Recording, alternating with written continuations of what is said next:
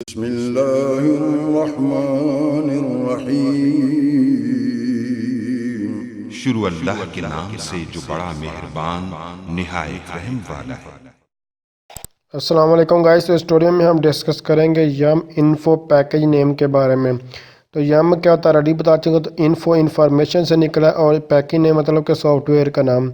तो लिनक्स में पैकेज को सॉफ्टवेयर कहा जाता है।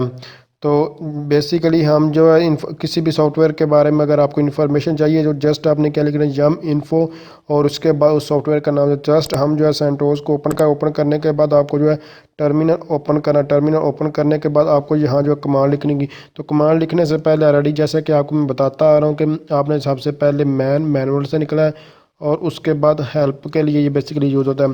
तो यम लिखना है। यम लिखने के बाद आप यहाँ से जो है इन्फो बेसिकली किसके लिए यूज़ होता है यहाँ से भी सर्च कर ये देख सकते हैं। ये हमारे पास इन्फो है लिखा हुआ है। इसके अलावा आगे भी है लेकिन हम यहाँ से सर्च कर लेंगे या फिर क्यों करके यहाँ फिर आप जो है यहाँ हेल्प के थ्रू भी जो है इन्फो के बारे में देख सकते हैं। अगर आपको किसी भी चीज़ के बारे में इंफॉर्मेशन चाहिए तो आपको कमांड भूल गई है तो आप यम लेकिन याद है तो आप यहाँ से भी देख सकते हैं।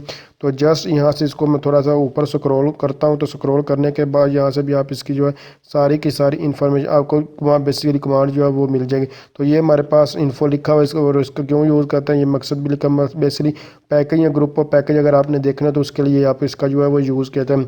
तो मैं इसका जस्ट कंट्रोल जो है वो एल करके इसको क्लियर करता हूँ और आप भी कमांड के बारे में आपको बताओ। तो सबसे पहले यम लिखेंगे उसके बाद इन्फो लिखेंगे। उसके जैसे ही आप एंटर प्रेस करेंगे सारे के सारे जितने भी सॉफ्टवेयर हैं उनकी सारी की सारी आपके पास जो है इन्फॉर्मेशन जो है डिस्प्ले हो जाए। आप जितने भी सॉफ्टवेयर हमारे पास पड़े हुए हैं देख सकते हैं सारे की सारी इन्फॉर्मेशन हमारे पास जो है वो डिस्प्ले हो जाएगी। चाहे अब ये हमारे पास इन्फॉर्मेशन सारे की सारी लेकिन ये सिर्फ मैंने लिखा यम इन्फो। यम क्या है कोई भी सॉफ्टवेयर आपने जो यम जो है बेसिकली सॉफ्टवेयर इंस्टॉल करने के लिए इन्फॉर्मेशन सारी यम के बारे में रेडी आपको बता चुका हूँ। उसके बाद इन्फॉर्मेशन से निकला है और अगर किसी स्पेसिफिक की सर्च करना चाहते हैं तो वो भी आप कर सकते हैं। अभी ये सारी की सारी वहाँ हर एक पैकेज की आपके पास पूरी की पूरी डिटेल जो है वो आ रही है।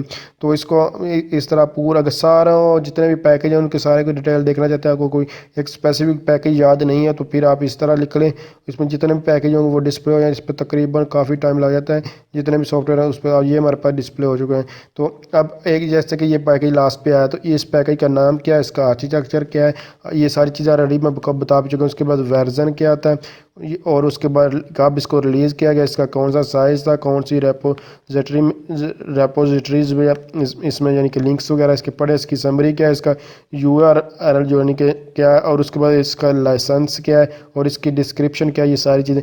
अगर स्पेसिफिक जो है सर्च करना जैसे कि यम इन्फो DHCP में लिख देता हूँ DHCP में लिखा हूँ और एंटर प्रेस करता हूँ तो ये उस DHCP की सारी इन्फॉर्मेशन लिया जाए। अवेलेबल पैकेज इसने देख से बताया और उसके बाद उसका आर्किटेक्चर वगैरह उसका साइज़ बताया और ये उसका साइज़ कितना है ये भी बता दिया और कौन सी यानी कि रेपोजिटरी में ये पड़ा हुआ है।